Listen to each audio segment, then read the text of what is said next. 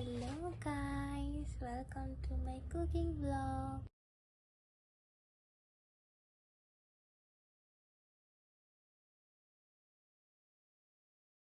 আজকে আমরা বানাবো ক্র্যাব কারি। দেখো গাইস, কাঁকড়া আমাদের আজকে ক্র্যাব কারি হবে।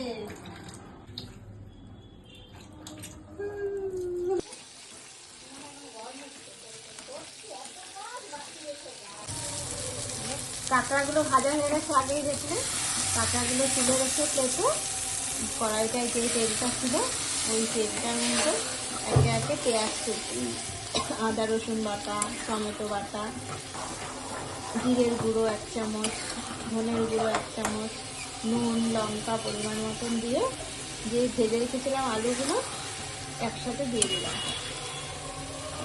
তাহলে আলুর রসে সেদ্ধ হতে হতে আলুটাও সেদ্ধ হয়ে যাবে মশলার রসগুলোতে, আর আলুটাতে একটা আলাদা টেস্ট হবে। এবার এটাকে কষিয়ে জল ছাড়া অবধি মশলাটা ওয়েট করবো, তারপর কাঁকড়াটা মিশিয়ে দেবো।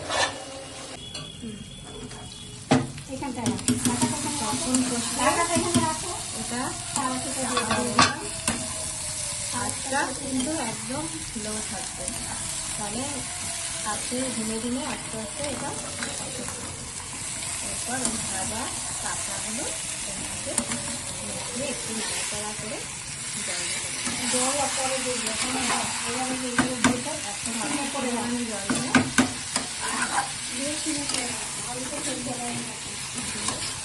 আঁচটা কিন্তু খেয়াল রাখতে বাড়াবে না, তাহলে মশলাটা তুলে যাবে, জিনিসটা ঠিকঠাক হবে না, একটু কাঁচা কাঁচা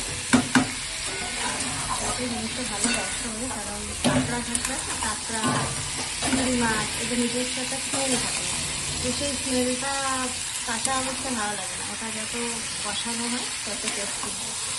সেখানে আঁচটা একদম কমে রেখে সেটাকে যতটা পারবো নাড়াচাড়া করে খালি খেয়াল রাখতে হবে যাতে পুড়ে না যায়, নিচে না ধরে যায়, তার জন্য আগুনটা কম রাখতে হবে। এটা আবার একটু হোক, আবার একটু আমি চাপা দিয়ে আবার 5 মিনিটের জন্য রেখে দিলাম। 5 মিনিট হয়ে গেছে, এবার ঢাকাটা খুলে দেখি কি অবস্থায় আছে।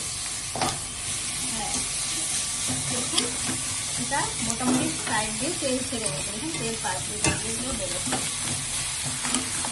মোটামুটি এটা আমার রান্নাটা কমপ্লিট হয়ে গেছে।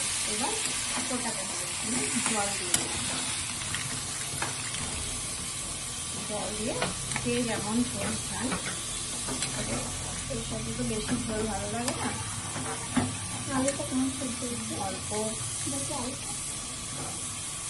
আলুটা দেখিচ্ছে। হ্যাঁ আলুটা একটু শক্ত আছে, জলটা দিয়ে আমি আবার চাপা দিয়ে দিলাম। এখন মনে হচ্ছে সেদ্ধ হয়ে গেছে, অনেকক্ষণ ফুটলো, দেখি।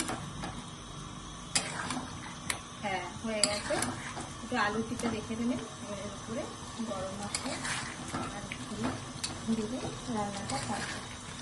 এখন আগুনটা বাড়ানোই থাকে, রান্নাটা জিনিসগুলো সেদ্ধ হয়ে যাবে।